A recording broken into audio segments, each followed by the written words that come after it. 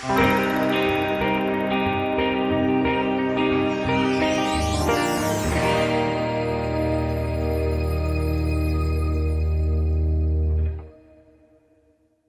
es ningún secreto, no somos muy buenos lectores, no somos personas que tengamos el hábito de la lectura a nivel general como mexicanos. No sé cuál es el promedio de lectura de un mexicano mensual o anual o en una vida a lo mejor. No sé cómo se pueda medir el promedio de lectura de algún mexicano, pero es bastante bajo en comparación con otros países. Entonces leer la Biblia de jalón pues resulta un poquito difícil. Empezamos, como dijeron ayer, me platicaba Lisa, que comentaron ahí con las muchachas, es enero y todos los cristianos están leyendo Génesis, pero no llegamos ni siquiera a Éxodo. Ahora sí, este año me voy a proponer leer la Biblia en un año. Ya para Levítico ya no sabemos ni de qué se trata, ya no sabes quién es quién, abre el Levítico, abre Reyes, quiénes son estos, quién sabe, ya no tienen ni idea de lo que está sucediendo. Entonces, precisamente por esa falta de disciplina, mi intención era esta.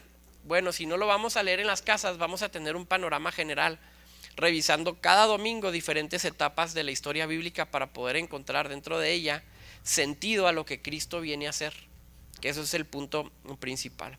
Entonces, hoy vamos a estar tocando el libro de Génesis. El libro de Génesis, como su nombre lo indica, es precisamente el comienzo. Y de eso se trata el libro de Génesis. Es el libro de los comienzos.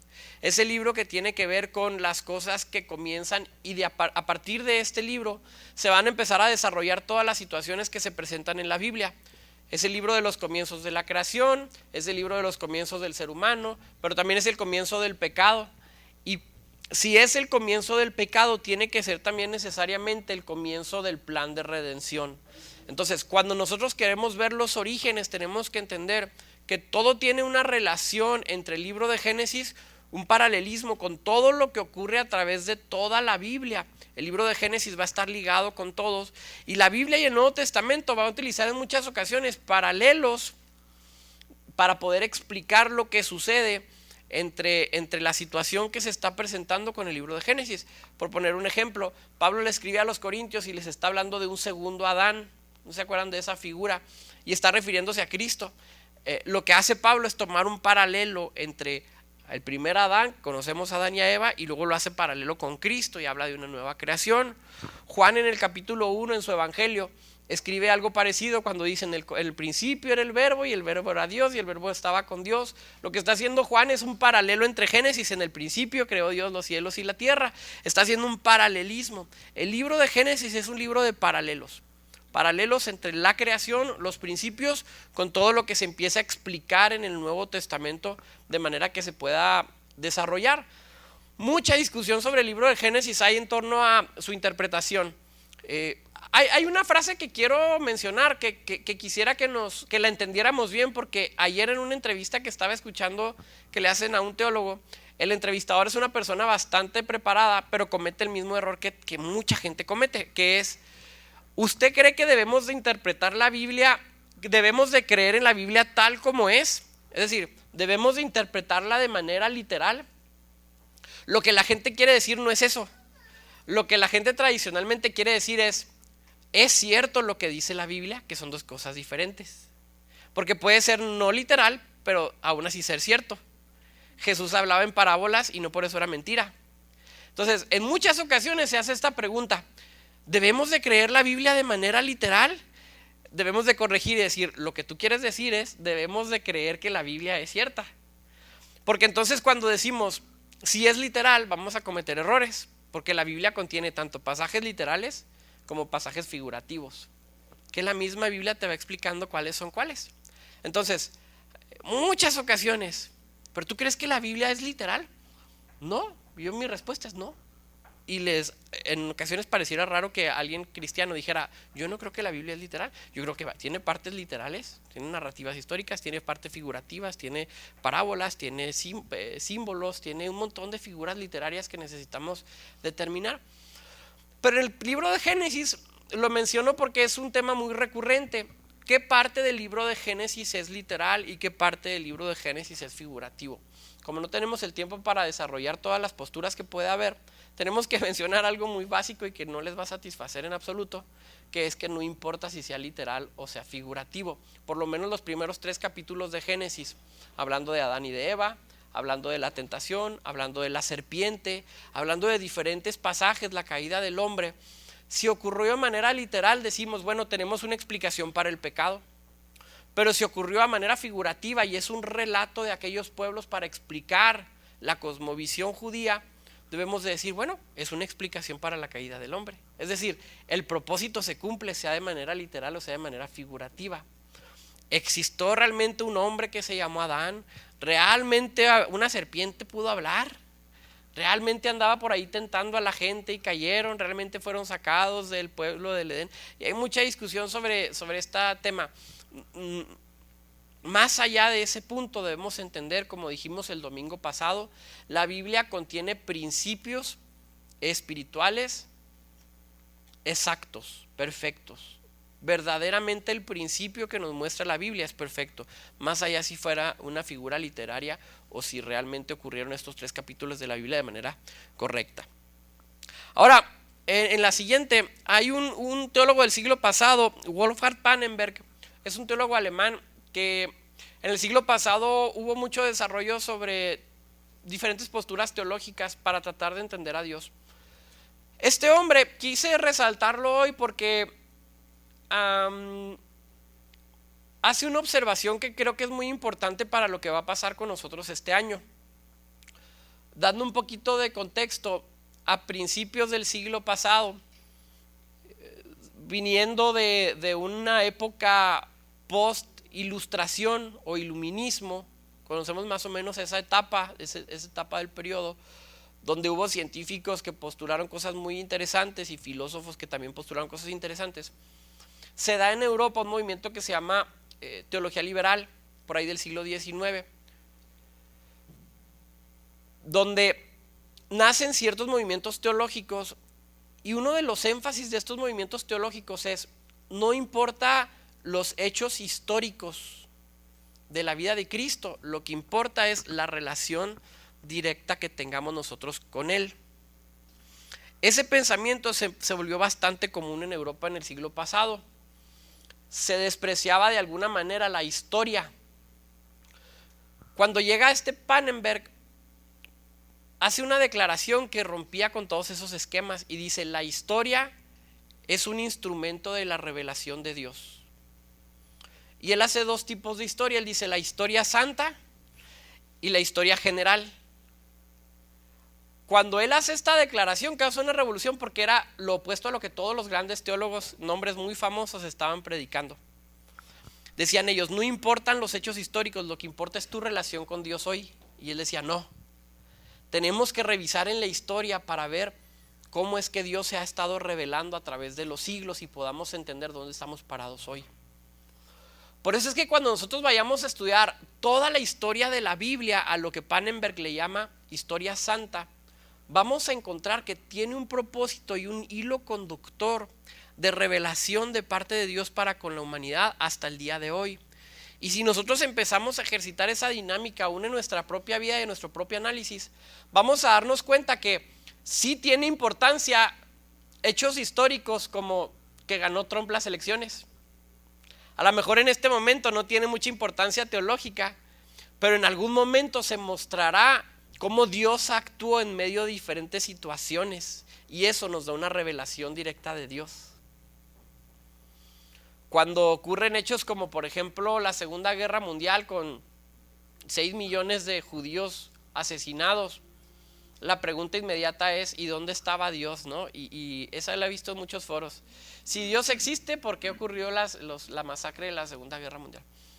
Y lo cierto es que no tenemos una claridad todavía acerca de lo que significa en cuanto a revelación este hecho, pero sabemos que a través de toda la historia Dios utiliza ciertas situaciones para mostrarse de muchas maneras. Aún la maldad del hombre, aún el pecado del hombre funciona como medio de revelación del mismo Dios. Por eso cuando nosotros leemos el cautiverio de Babilonia, cuando son llevados toda la nación de Israel a Babilonia, dices: pues no que Dios era un Dios libertador, no que les había prometido una tierra por heredad, no que les había prometido bendiciones y de pronto te das cuenta, bueno, no había otra manera en que Dios mostrara su justicia.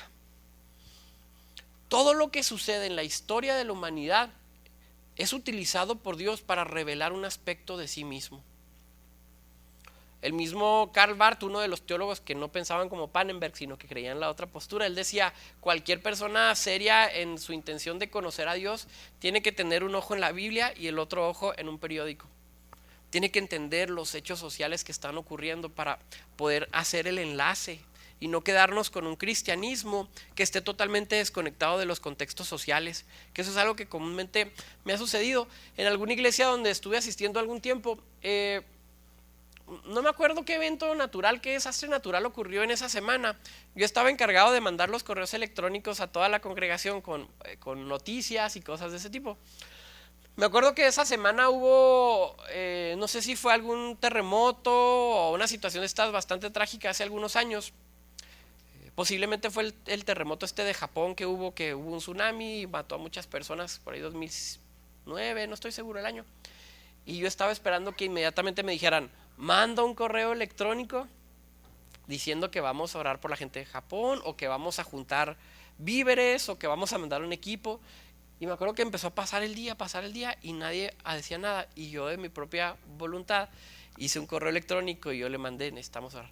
Y me acuerdo que una de las personas de la iglesia, en cuanto le llegó, salió de su oficina y dijo, ¿quién mandó un correo electrónico diciendo que oráramos por Japón? Y yo le dije, ¿yo? Dijo, muy bien, qué buena idea. Yo decía, ¿cómo que? O sea, digo, sí, es muy buena idea. Se lo reconocí, pero dije, ¿no es obvio que tenemos que estar al pendiente de las situaciones de nuestro contexto?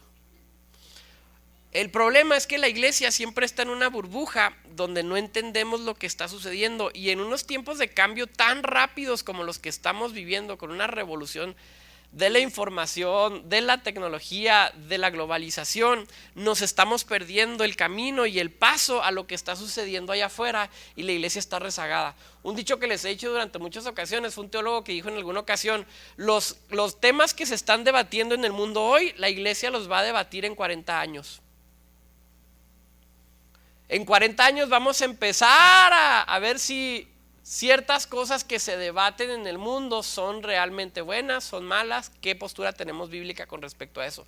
Fue algo que el año pasado yo estuve peleando en relación a temas sociales que estaban pasando con la Alianza de Pastores, y yo les dije, vamos a hacer un foro para ver qué bases bíblicas y teológicas tenemos para pensar lo que estamos pensando. Porque qué casualidad que haya otros cristianos también pastores que piensen de manera distinta. Vamos a escucharlos, y en una de esas estamos mal. Pero no estamos metidos en la historia. Entonces, todo cristiano tiene que tener en su propio corazón la convicción de conocer los hechos alrededor suyo y los hechos que lo llevaron al punto donde éste se encuentra. Es necesario.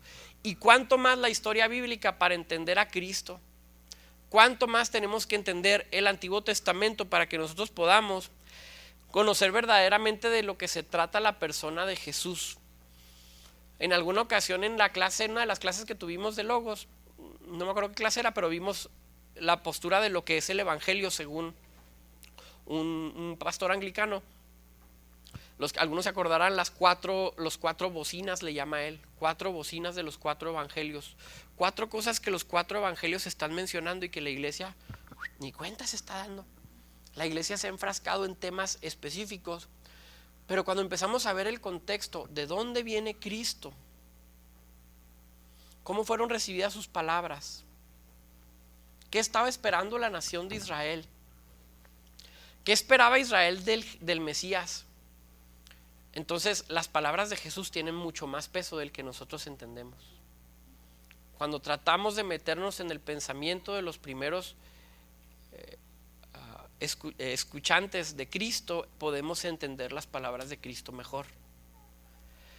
Entonces, es de alguna manera este ejercicio que vamos a estar realizando, eso, tratar de meternos en la historia desde Génesis, pasando por la nación de Israel, por las diferentes etapas hasta llegar a Cristo, y después la diversificación del evangelio hacia los gentiles, y poder entender nosotros bajo una perspectiva más amplia de lo que se trata todo esto que nosotros llamamos cristianismo, que lo hemos reducido a una persona que cree en Dios y que va a la iglesia. Nada más falso que esto. El cristianismo se encarga de toda la creación y tiene respuesta para todo lo que está ocurriendo, a lo que está pasando a nuestro alrededor. Narrativas importantes en el libro. Vamos a leer esta frase de Pannenberg. La evidencia de la resurrección de Jesús es tan fuerte que, a no ser por dos aspectos, nadie la cuestionaría. Primero, que es un evento bastante inusual. Estaremos de acuerdo que la resurrección de alguien es bastante inusual, ¿verdad? A mí no me ha tocado ver. Una vez vi algún día unos ministerios estaban anunciando un congreso y luego me llamó la atención que eran 4 o 5 invitados, y como para que vieras el nivel de los invitados te decían: va a venir el pastor tal de tal país, 103 personas resucitadas bajo su ministerio. Y ahí va todo el mundo. No importa que predique o no predique a Cristo, pero es una persona que es como pásenle a ver al circo de alguna manera. Y luego, esta persona, 70 personas resucitadas bajo su ministerio. 70 personas, de veras, eso son cifras reales. 103 personas resucitadas bajo su ministerio. ¿Cómo es que no le han hecho un documental? O sea, hacen documentales de todo, y cómo es que no ha aparecido ese tipo. Somos un poco exagerados. El evento de la resurrección de Cristo es un evento inusual todavía. Fue en ese día inusual y sigue siendo hasta el día de hoy. No nos vayamos con la finta a veces, porque todos conocemos a alguien que conoce, a alguien que fue y que se topó con alguien que va a la iglesia del anciano, del pastor del vecino, que él una vez resucitó un muerto.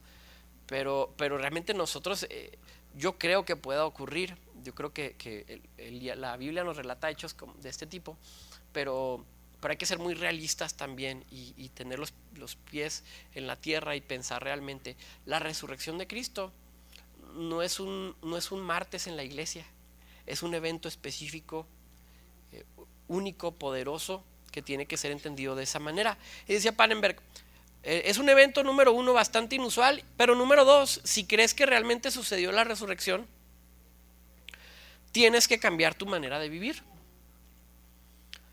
Es exactamente lo mismo que le pasan a los discípulos, y lo hemos platicado en otra ocasión. Isaías 53 nunca lo habían podido interpretar de manera correcta, y cuando muere Jesús dijeron: el Mesías, si era Isaías 53, iba a morir. Pero cuando resucita dicen: caray, pero sigue siendo rey. La resurrección para Pannenberg es el eje central de los hechos históricos de toda la humanidad. Pannenberg decía: es el evento de la resurrección, el evento en torno al cual todas las cosas giran. Sí, el gasolinazo también, el que Trump haya ganado la Segunda Guerra Mundial, el que haya ganado Peña Nieto, todos los hechos históricos, dice Pannenberg, giran en torno a la resurrección de Cristo. Es esto lo que determina el ritmo, porque para todo ha utilizado Dios la resurrección como punto de referencia, como un ancla sobre la cual poner su revelación, y que se ha mostrado Dios a todas las naciones. Otra vez, no estamos hablando de la religión cristiana y su propia manera de concebir el mundo, como también existe otra religión que tiene su propia manera de concebir el mundo. El cristianismo es tan celoso que dice: este es el eje central de toda la historia universal. La resurrección de Cristo es el eje central de toda la historia de lo que sucede, aún los más mínimos detalles. A raíz de esta resurrección, Dios quiere revelarse, y Dios ha venido a la tierra, y el reino de Dios se está estableciendo.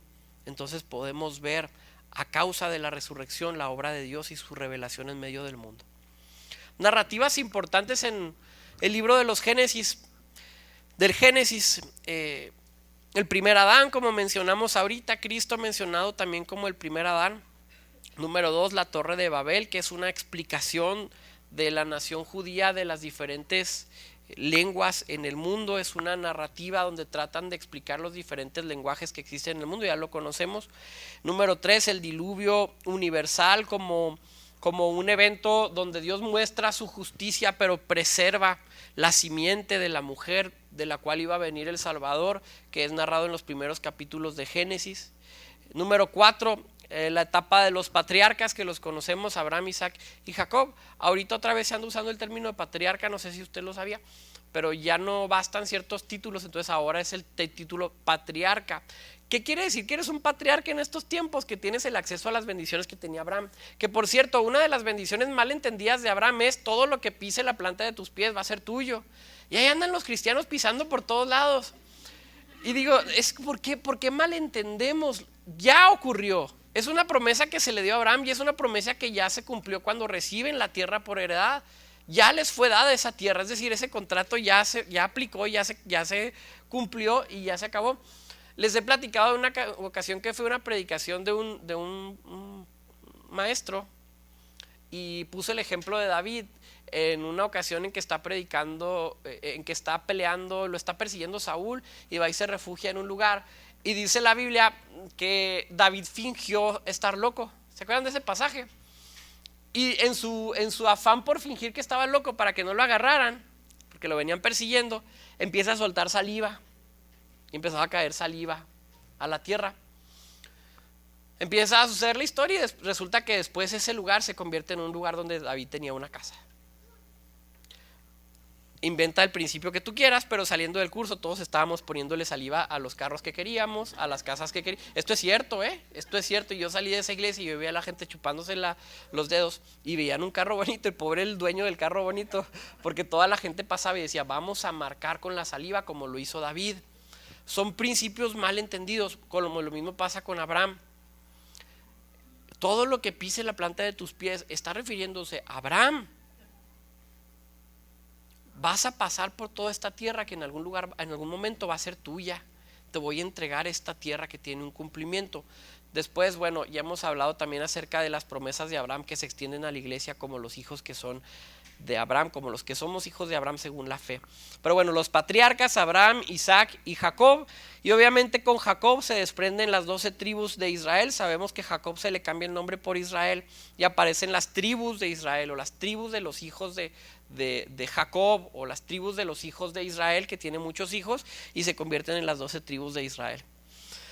También el libro de Génesis tiene figuras importantes con respecto a Cristo. El libro de Génesis tiene en primer lugar el sacrificio que hace Dios, porque el primero en hacer un derramamiento de sangre y de sacrificio es Dios, cuando viste a Adán y a Eva después de su pecado y les pone un ropaje a ellos como una manera simbólica de decir, en algún momento vendrá un cordero espiritual que va a cubrir su desnudez espiritual. Cristo aparece desde los primeros capítulos de la Biblia como aquel que iba a cubrir la maldad del hombre. Es Dios el que los viste y es precisamente Dios el que provee a Cristo como un cordero. Número 2, Cristo aparece como el árbol de la vida también en el libro de los Génesis a manera figurativa únicamente. Luego en Apocalipsis se menciona que iba a estar el árbol de la vida, que hay quienes han propuesto que cuando estemos en el cielo no nos vamos a morir porque vamos a comer del libro del árbol de la vida. Eso no tiene mucho sentido. No vamos a morir porque no va a haber pecado, y el pecado es lo que trae muerte. No va a haber tiempo, no va a haber envejecimiento. No tiene que ver con que estemos comiendo la frutita ya te toca, ya como las pastillas cada 8 horas. Ahorita me las estoy tomando porque ando enfermo. No es como que si, oye, ya se le olvidó comerse la fruta, se va a morir, pues, y van a empezar a ver los cementerios porque a los mexicanos se nos olvida poner la alarma para comernos la fruta. No va a ocurrir de esa manera. No podemos, lo digo, suena chistoso, pero eso se suena por ahí.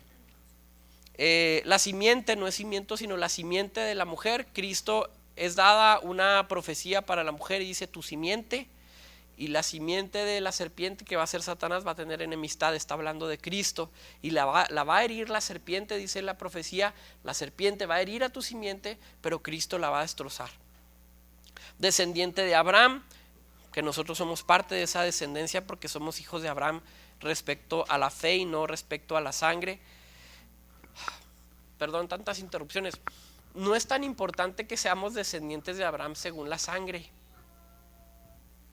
Lo digo porque tengo un tío que se jacta de que su tatarabuelo se apellida tal y ese apellido es judío y es de la tribu de no sé cuál, como si esto nos confiriera algún tipo de privilegios especiales. Esto no es correcto.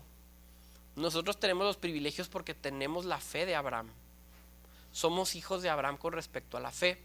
Jesús les dijo en alguna ocasión a los fariseos, si ustedes fueran hijos de Abraham, las obras de Abraham harían. Pero les dice también, ustedes son hijos de Satanás porque hacen las obras de Satanás. Entonces no es tanto el jactarnos de la sangre, sino jactarnos de compartir la fe que tuvo Abraham al creer en Dios. descendiente de Abraham, descendiente de Judá. Jesús como Melquisedec, que después se retoma en el libro de los Hebreos. La figura de Isaac cuando es llevado, ¿se acuerdan? Para ser sacrificado por Abraham. Y hay un montón de figuras y de tipologías de Cristo, porque cuando va a ser sacrificado, ¿se acuerdan qué es lo que dice Dios que mejor agarre en lugar de Isaac? Un corderito. ¿Y el cordero estaba dónde? En un matorral, estaba atorado en su cabeza, que todo esto es simbología de la cruz de Cristo. Entonces Cristo ahí aparece en varias ocasiones. Y número último, la figura también de José como un libertador de su nación. Todas estas figuras de Cristo quiero que las empezamos a entender como que a pesar de ser un periodo, vamos a transportarnos al periodo del libro de los Génesis, a pesar de ser un periodo totalmente alejado del contexto de la iglesia, vamos a pensar que Abraham era de una nación que se llama Ur, que era de los caldeos en la región de Mesopotamia, con una religión totalmente distinta a la que conocemos hoy, con un sistema social, político totalmente distinto. Estamos hablando de miles de años atrás. No estamos hablando de los pueblitos que están aquí, que a lo mejor todavía están atorados en 1800. Estamos hablando de un contexto totalmente diferente donde Abraham se está desenvolviendo. Y a pesar de que era totalmente distinto a lo que conocemos hoy, Cristo empieza a aparecer poco a poco en medio de esas culturas. Cuando leemos el libro de Génesis no tiene nada que ver con nuestras iglesias y nuestros servicios de alabanza, pero empezamos a ver en esta historia santa, como la menciona Pannenberg, cómo poco a poco empiezan a haber pistas de un futuro mejor. Cuando viene la caída de Adán y Eva, no agarra por sorpresa a Dios. Y una de las primeras cosas que hace Dios es: aquí voy a mostrar mi plan de salvación. Pasan miles de años para que venga Jesús. Hay unos que hablan de 4000 años entre Adán y Eva y Cristo. Son muchos miles de años. Y cualquiera pensaría: ya se le olvidó, ¿por qué se tarda tanto? Aquí nada más a manera de aplicación práctica. En nuestro contexto de inmediatez, en nuestra cultura de inmediatez, es cierto que estamos envueltos en esta cultura. Decimos que un lugar está lejos cuando se encuentra más de 15 minutos en carro. Decimos que es muy tardado cuando el culto dura 2 horas y media. Queremos las cosas de manera inmediata. Si tenemos que esperar más de 30 minutos por nuestra comida, ya se está tardando demasiado. Ayer estábamos hablando de modelos de negocios en la cena ahí en la casa. Y yo le estaba diciendo, ahorita en internet, yo estudié artes visuales y de repente hago imágenes corporativas para negocios, logotipos, todo ese tipo de cosas. Yo les decía, ahorita hay unas páginas donde por $5 te hacen tu logotipo y te lo entregan en 24 horas y te dan 3 diferentes opciones en 24 horas por $5. Nuestra sociedad aferrada en ganar está ofreciendo cada vez cosas más baratas y más rápidas, no necesariamente más calidad, pero este es nuestro sistema de pensamiento en todo. Tengo dudas con respecto a Dios, voy a preguntarle a la persona que yo pienso que más sabe y espero que en 2 minutos, porque ya me tengo que ir, me resuelva todas mis dudas existenciales. Tengo problemas familiares y voy a ir unas 2 o 3 terapias. Si en 3 terapias veo que como que no, entonces se me hace que ya no voy a ir, aunque tengas 15 años arrastrando con un mal sistema de vida en tu familia. Quiero enflacar, voy a ir 2 o 3 veces a hacer ejercicio y si no veo resultados, pues a lo mejor no voy a seguir. Tienes 20 años comiendo mal. Tienes 20 años comiendo mal y en 1 mes o 2 meses ya te cansaste. Entonces, estamos en una cultura de inmediatez. Cuando viene la caída del hombre, Adán y Eva caen y precisamente ahí se muestra esta paciencia de Dios. Dios dice, voy a rescatarlos, voy a hacer todas las cosas nuevas, voy a traer salvación, voy a reconciliar la creación conmigo misma. ¿Cuándo, Dios? Mira, si lo haces ahorita, va a haber más efecto porque nada más somos como 50 personas aquí en toda la tierra. Está más fácil. Jesús tarda. 3000, 4000 años viene Cristo. Se dice que había 300 millones de personas en ese tiempo, en los tiempos de Jesús, en todo el planeta. Y así estamos nosotros esperando. ¿Y la segunda venida para cuándo, Señor? Ya van 2000 años. Y Dios dice, ¿qué apuro tienes? Está todo bajo control. Ya vamos a ser 8,000 millones de personas en el mundo. Estamos a 7,500 más o menos millones de personas en el mundo. Señor, se te está saliendo de control. Dios en su sabiduría y en su plan tiene tiempos muy específicos que tenemos que estar nosotros conscientes de que Él conoce mejor nuestras vidas que Él mismo, y cualquier situación que nosotros consideremos que debiera de ser resuelta ya, es posible que Dios todavía le tome algunos años. No porque no pueda, sino porque Él así lo decide simplemente. Simplemente así es como Él maneja las cosas. 4,000 años para que viniera Jesús después de la caída de Adán y de Eva. Y estamos batallando para entenderlo nosotros en nuestro contexto inmediato. No nos gusta este tipo de pensamiento. Señor, un milagro. Por eso es que las campañas de milagro tienen más éxito que las campañas de oración, porque la oración es un sembrar y el milagro no requiere mucho esfuerzo. El milagro requiere que tú vayas, y si me piden dinero es más fácil. ¿Saben por qué precisamente estos en algunas ocasiones charlatanes tienen tanto éxito? Porque nosotros preferimos soltar una cantidad de dinero para mi milagro en vez de nosotros verdaderamente cambiar nuestro estilo de vida y meter nuestra ser a que se meta con Dios de manera real. Voy a cambiar de manera mi estilo de vida, voy a orar realmente por esta situación. Para nosotros en muchas ocasiones es más fácil. Mejor voy a soltar $100 ahorita a ver si pasa. Voy a comprar un billete de lotería a ver si me saco el gordo. Así pensamos. Estamos en una cultura muy inmediata y tenemos muchos conflictos por causa de esto mismo. Entonces Cristo es presentado en muchas maneras a pesar de que el contexto estaba muy alejado. Pero hay una situación que quiero que nos vayamos con ella, y es esta situación del pecado con relación a la gracia. Porque como estamos diciendo, ese libro de los comienzos precisamente es el comienzo de este círculo.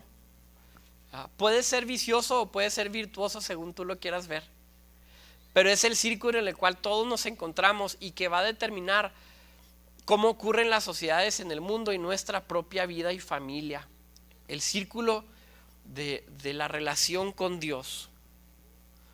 Una y otra vez estuve mencionando ahorita, hay paralelismos del Génesis con otras partes. Este círculo aparece con los hombres de Dios, aparece con Adán y Eva, aparecen con los patriarcas, empieza a aparecer con las 12 tribus, luego aparece con la nación de Israel, y luego son liberados de Babilonia, y lees el libro de Esdras y de Nehemías y pasa exactamente lo mismo. Empiezan a echarle ganas, viene la tentación, cae y viene la gracia, y luego viene la iglesia y pasa exactamente lo mismo, y estamos todos en ese círculo. Posiblemente en el Antiguo Testamento era un círculo vicioso, en el Nuevo Testamento es un círculo virtuoso porque culmina con la gracia de Dios. En el Antiguo Testamento terminaba con la maldición del hombre, terminaba con el castigo por causa de nuestro pecado, pero a través de Cristo termina con la gracia de Dios buscándonos y rescatándonos, y ese intento de Dios por reconciliarnos una y otra vez con Él, una y otra vez con Él. Caemos, nos alejamos, estamos mal, y Dios dice otra vez, reconcíliate, reconcíliate, reconcíliate. Me gusta ese pasaje del Antiguo Testamento, pongámonos a cuentas, vamos a ponernos a cuentas. No hay algo tan poderoso, o más bien una de las cosas más poderosas en el corazón de Dios es su intención de reconciliar todas las cosas con Él. Y a través de esta dinámica, Dios quiere que nos reconciliemos unos con otros. Por eso tan importante pasajes como no des ofrendas si tienes pleito con tu hermano. Jesús decía, me importa más reconciliación, y lo que menciona el Nuevo Testamento nos ha dado el ministerio de la reconciliación, reconciliar todas las cosas con Cristo. Y al final de cuentas ese es el fin de lo que llamamos nosotros misiones o la misión, la reconciliación de todas las cosas con Dios. Cada uno le pone un fin diferente. Yo he escuchado a un amigo misionero y tiene mucha más experiencia que yo en el tema de misiones, y decía, el fin de las misiones es la adoración. Cuando todos estén en el cielo entregando adoración a Dios, ahí se acaba el trabajo misionero. Y yo digo, bueno, es la reconciliación, son diferentes manifestaciones de lo mismo. Pero el fin pienso yo es que debemos de trabajar como personas de reconciliación. El cristiano es una persona de reconciliación. Causaba conflictos Cristo. En alguna ocasión subí un post sobre esto y por inbox se me enojaron. No lo hacen público, cuando se enojan lo hacen por inbox. Porque el post de un teólogo latinoamericano que decía el conflicto era inherente al ministerio de Cristo. Tenía conflictos con la religión, tenía conflictos con la política, tenía conflictos con todo esto. El punto es que la reconciliación no quiere decir que no haya conflictos, pero para reconciliar hay que romper cosas. Hay cosas que estorban a la reconciliación. Es lo paradójico del ministerio cristiano, que eres una persona que destruye para construir, que eres una persona que crea conflictos para poder llegar a la reconciliación eterna. Eres una persona que destruye para poder construir, y batallamos para entenderlo y no sabemos cómo movernos en ocasiones. Inclusive en nuestra propia vida tenemos que destruir ciertas cosas que sabemos que están muy mal para poder construir nuestra reconciliación plena.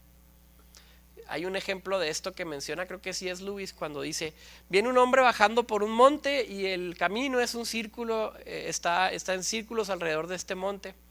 Y llega un momento en que a la casa donde va a llegar abajo la puede ver desde una parte del camino que está muy cerca. Y realmente dice, en distancia se encuentra unos pocos metros ese camino. La casa está a unos pocos metros, pero no puede bajar de manera directa.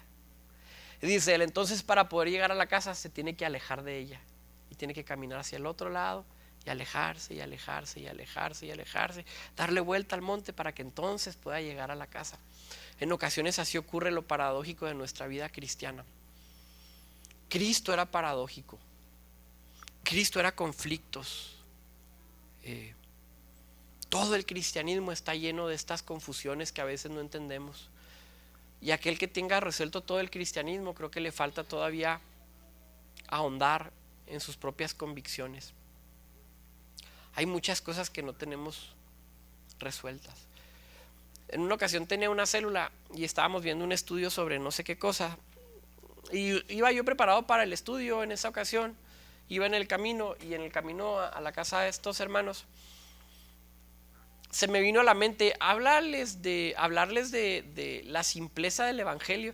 Yo decía, pero si estamos elaborando una mega teología así, wow, histórica, gramatical y el contexto. Entonces, y llegué y les dije, hermanos, el evangelio es sumamente simple.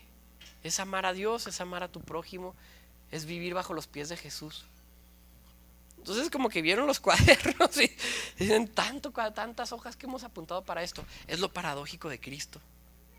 Puede ser muy complejo y puede ser muy simple en otras ocasiones. En ocasiones Dios nada más dice, ponle otra mejilla, reconcilia. No se trata de saber tanto, se trata de actuar un poco más. Y en otras ocasiones empiezas a ahondar y te das cuenta que es muy complejo porque no estamos hablando de enchiladas, estamos hablando de Dios hecho carne, algo sumamente complejo y difícil de entender. Este círculo entonces viene apareciendo en el libro de Génesis repetidamente y se va a extender hasta nuestros tiempos. El círculo de pecado contra gracia. La tentación aparece en el capítulo 3 de Génesis cuando se le aparece la serpiente a Eva y le dice, tienes que comer de este fruto, ya sabías, con que te ha dicho Dios que no comas sobre este fruto, y empieza a trabajar en la mente de la mujer. Viene una tentación y el Nuevo Testamento nos habla de diferentes tentaciones. Dice que a veces nuestras propias concupiscencias, nuestros propios anhelos son los que nos están tentando a nosotros mismos. En otras ocasiones es el sistema que nos está rodeando lo que nos está tentando, y en otras ocasiones es el mismo Satanás que creemos que es una persona real. Pero Satanás tiene mucha gente a quien tentar, ¿estamos de acuerdo? Entonces cada vez nos toca de menos tiempo o menos posibilidades de que nos vaya a tentar, pero ahí está nuestra carne. Ahí está nuestra carne, la cual sí nos está tentando. Todas aquellas pasiones desordenadas que dejamos crecer en nuestro corazón, que todos conocemos y que todos tenemos. Pasiones de satisfacción inmediata, otra vez de inmediatez, de atajos. Esas tentaciones están presentes en nuestras vidas. Cuando leemos el relato de Adán y Eva, pensamos, Satanás es el tentador. Sí, Satanás es el tentador.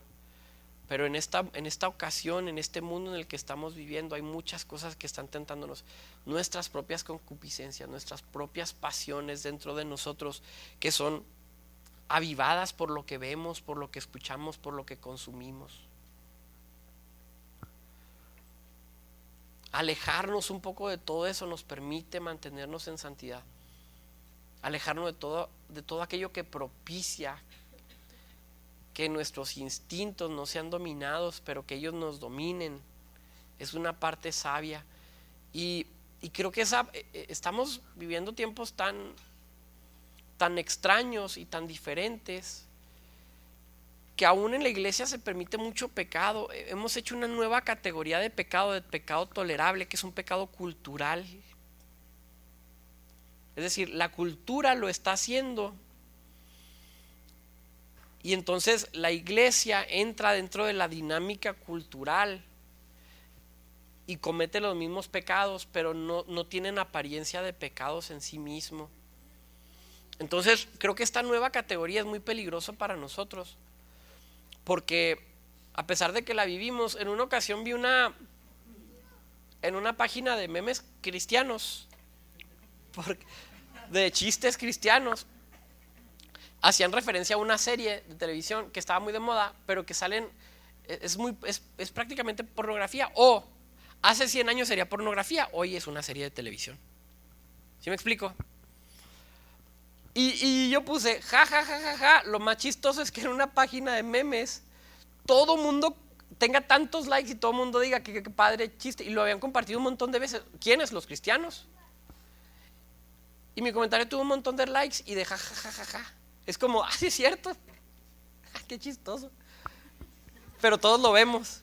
¿Sí me explico? O sea, hay pecados ya culturales que están de alguna manera ya mezclados, de tal forma que sí los reconocemos, pero nos hacemos un poquito locos.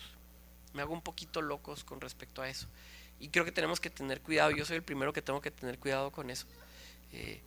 Tentaciones que vienen por lo que estamos consumiendo afuera de nosotros mismos. Hay que tener cuidado de la tentación. Y creo que lo más tentador de la tentación es hacer oídos sordos a ella. Creer que la podemos dominar o creer que no tiene realmente tanta importancia. El mayor disfraz de la tentación es eso, es inocencia. Y nosotros mismos la vemos y nos hacemos a nosotros mismos un poco locos. Número 2, viene una rendición hacia la tentación por parte de Eva, ahí mismo en el capítulo 3 de Génesis, y decide caer en el pecado. Viene una tentación que le dice, vas a hacer esto y no va a tener consecuencias. Pero debemos de entender que toda consumación de pecado produce muerte. Toda consumación de pecado produce muerte. No debemos de creer que el pecado no trae consecuencias a nuestra vida. El pecado trae consecuencias. En ocasiones esas consecuencias son leves, pero son intencionalmente leves. Y pasan los años y has estado en el mismo pecado tantos años y no entiendes por qué no entiendes. No entiendo por qué no veo lo que otros ven. No entiendo por qué no oro como otros oran. No entiendo por qué no tengo el fuego que otros tienen. No entiendo por qué no amo al Señor como antes. No entiendo por qué no hago esto como antes. No entiendo por qué. ¿Por qué? Porque inevitablemente el pecado va a producir muerte. Puede ser una muerte inmediata o puede ser una muerte lenta que está consumiendo tu vida poco a poco hasta el punto en que no entiendes qué es lo que está pasando con tu vida. No entiendo por qué soy frío. También, en el peor de los casos. Y a veces, siguiendo con la paradójico, entendemos pero no entendemos. Entiendo lo que estás diciendo, pero no entiendo por qué no lo hago. Tienes razón, tiene razón la Biblia, tiene razón Cristo, tiene razón el consejo, tiene razón la reprensión, la exhortación. Pero con todo y eso no produce nada dentro de mí mismo. No produce un redarguir. Una cosa es que la conciencia se cicatriza, ¿no? Sí.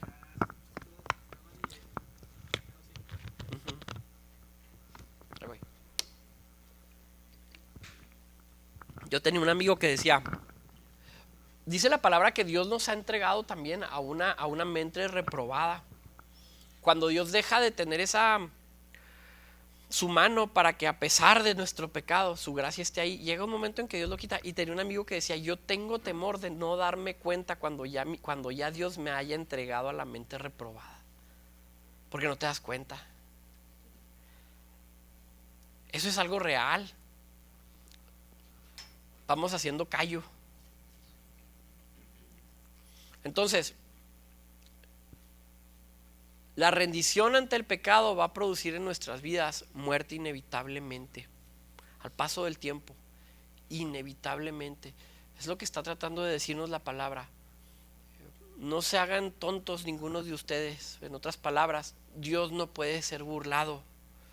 Todo lo que el hombre siembre, eso va a cosechar, eso va a cegar. Dios no puede ser burlado. Y dice, no te engañes a ti mismo, no te engañes a ti mismo. Siembra en las cosas espirituales y vas a cosechar en su tiempo cosas espirituales, pero nos batallamos para entenderlo. Después viene otra parte en este círculo vicioso en este entonces, que son los resultados o las consecuencias de nuestro pecado, de nuestra maldad. Y el problema con las consecuencias es que no siempre hay consecuencias, y eso se convierte en un gran problema porque nos permite seguir actuando hasta que llegue el momento en que las consecuencias se juntan en una sola. Una vez aconsejé a un amigo mío que me dijo, ando muy mal, ando en la fiesta. Entiéndanse por todo lo que es la fiesta. O sea, andaba consumiendo droga y todos los días andaba tomando, estaba muy chavo, 20, 22 años. Me dijo, posando con muchas mujeres, todo esto. Y ya tengo algunos años así. Y a mí me preocupa cuando tienen años así, porque todavía no llega el trancazo de la consecuencia, pero eventualmente va a llegar. Y yo le dije, si no cambias, eventualmente te va a alcanzar. Va a haber un trancazo en tu vida que entonces sí. Dicho y hecho, él era de otra parte del estado, del país. Él se va y como al mes me dice, embaracé a una mujer. ¿Qué vas a hacer? Me voy a casar. Digo, no está por sí mismo, no está perdido. Y yo eso fue lo que le dije. Digo, hay consecuencias de tu pecado, pero sigues vivo, vato. Tienes oportunidad de buscar a Dios, porque esa es la otra. Viene una consecuencia y decimos, no, pues ya no, todavía hay gracia, todavía hay oportunidad. Pero en ocasiones las consecuencias no vienen inmediatamente, pero otra vez, así como la muerte espiritual es real, realmente va a haber consecuencia en algún momento de tu vida. Y si no llega rápido, mientras más se tarde, más dura va a ser la caída, más duro va a ser el trancazo. Y he conocido así, sobre todo jóvenes, así de jóvenes que no se logran recuperar de los trancazos de la juventud, de una consecuencia de la juventud. Nunca se lograron recuperar, nunca se lograron recuperar. Es algo real. Vienen los resultados de la caída, viene la maldición, ¿se acuerdan? Vienen maldiciones sobre la tierra, viene la maldición sobre el hombre, viene la maldición sobre la mujer. Vienen un montón de consecuencias a causa del pecado. ¿Qué son eso? Consecuencias. No es que Dios estuviera castigando como tal, sino son las consecuencias de una desobediencia, de un proceso natural que se da cuando tú pecas. Tú estás tentado, tú caes, produces muerte. Hay consecuencias como en todo. Todo lo que ocurre en nuestra vida natural y espiritualmente trae consecuencias. Todo. Cuando oras hay consecuencias. Cuando pecas hay consecuencias. Todo trae consecuencias. Todo trae consecuencias. Y ahí los resultados, si vienen estas maldiciones, que ya las conocemos, las hemos platicado en muchas ocasiones. Pero después de esto viene la gran historia de Dios.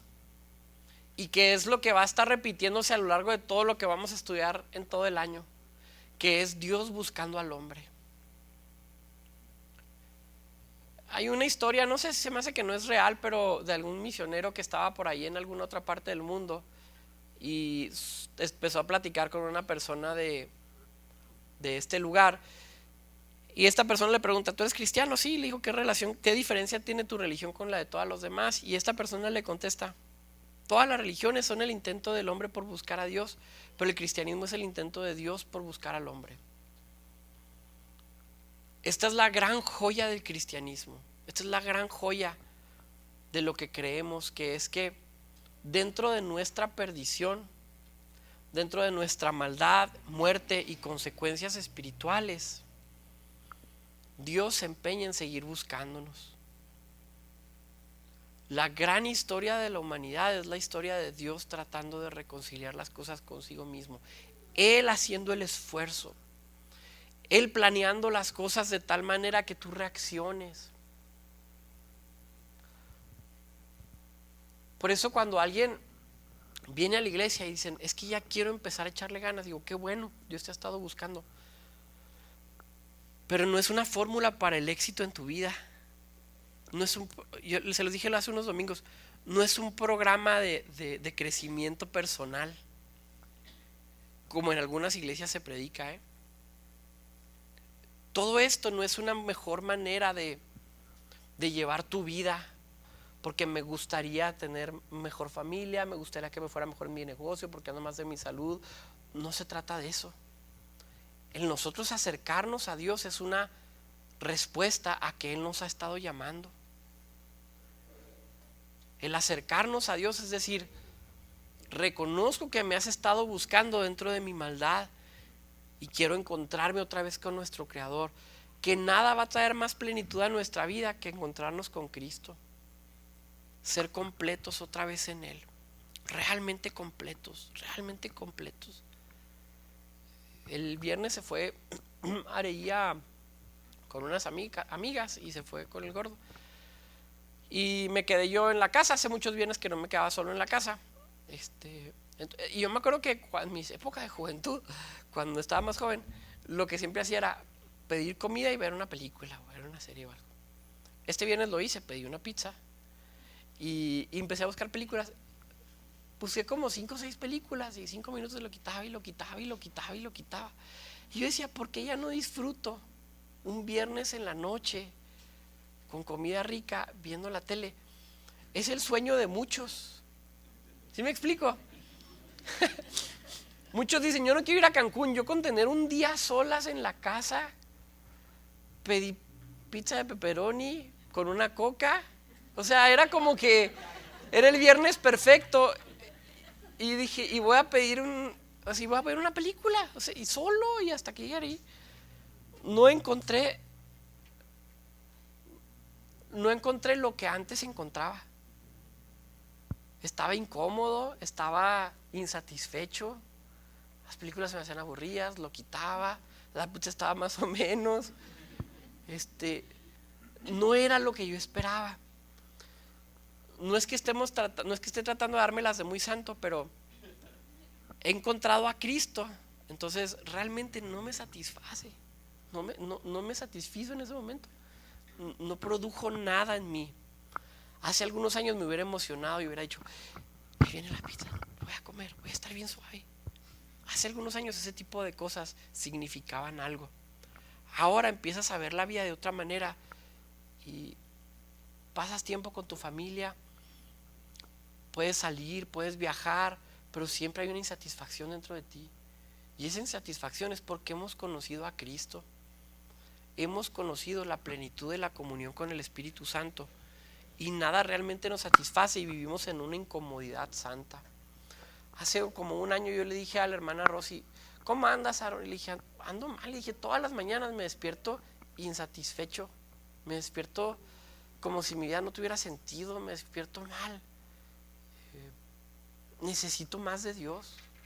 No puedo encontrar de otra manera una satisfacción para mi vida si no empiezo a buscar más a Dios. Todo este proceso es respuesta a que Dios está buscándonos. Su Espíritu Santo todos los días está buscándote. Por eso escribe Judas, aquel que los anhela celosamente. No explica más. Y es un pasaje que es difícil de predicar porque está dentro de una conversación que no tiene que ver con el Espíritu Santo, pero Judas dice, aquel que los anhela celosamente, el Espíritu Santo anhelándonos constantemente a la comunión. Hermanos, ni las buenas obras nos satisfacen. Es lo que dice Pablo a los Corintios en el capítulo 13. Si tengo toda la fe para hacer milagros, eso no te va a llenar. Si vendo todas mis posiciones para dárselos a los pobres, eso no te va a llenar. Y yo pienso que aquí podemos confundirnos como iglesia social que presentamos un evangelio social, de decir, ya di mi diezmo y hasta el 5% más di este mes porque soy muy santo. No te va a llenar, no se trata de eso. No se trata de ir a las vías, no se trata de ir a la cárcel, no se trata de dar dinero, no se trata de que dejes de hacer esto o lo otro. Se trata únicamente de que encuentres la respuesta a la búsqueda de Dios de tu corazón. Dios está buscando nuestras vidas celosamente y tenemos que reaccionar y responder ante Él y decir, aquí estoy. Eso se llama gracia. Eso se llama gracia. Ese proceso en el cual Dios da por alto las consecuencias, la muerte y la tentación y dice, otra vez, aquí estoy, otra vez, otra vez, otra vez, otra vez. Acércate, acércate, acércate, otra vez, otra vez, otra vez, otra vez. ¿Cuántas veces? Muchas. Decía San Agustín, Dios es más íntimo a nosotros que nosotros mismos. Nosotros a veces ya nos cansamos de perdonarnos. Y Dios dice, otra vez, Señor, sí, otra vez, otra vez, otra vez, otra vez. Dios es más cercano a nosotros que nosotros mismos. Está más ligado y nos conoce mejor a nosotros que nosotros mismos. Está más cercano a nosotros. Y solamente se trata de responder. No es un esfuerzo cansado y tedioso por ver dónde está Dios escondido y cuando lo encuentre, entonces sí. Es responder a lo que Él ha venido haciendo durante 2000 años ya a través de Cristo. Vine para encontrarte. Ayer leí una frase que decía, ¿cuál es la respuesta de Dios ante la maldad? Ante la maldad y otra vez ante todos los acontecimientos históricos que parecen que Dios no estuvo ahí. La cruz, ya hubo una respuesta. Él se hizo carne. Él ya vino. Nada más es responder ante esa manifestación de Cristo, ante su Espíritu Santo dentro de nosotros. Entonces, este círculo se va a estar repitiendo, como ya lo mencioné. Lo vamos a estar viendo a lo largo de toda la historia de la nación de Israel y vamos a ver que nosotros seguimos en este mismo círculo recibiendo la gracia de Dios y cada vez santificándonos más para caminar mucho más cercanos a Él, caminando conforme al Espíritu Santo nos va diciendo. Vamos a orar. Cierren los ojos.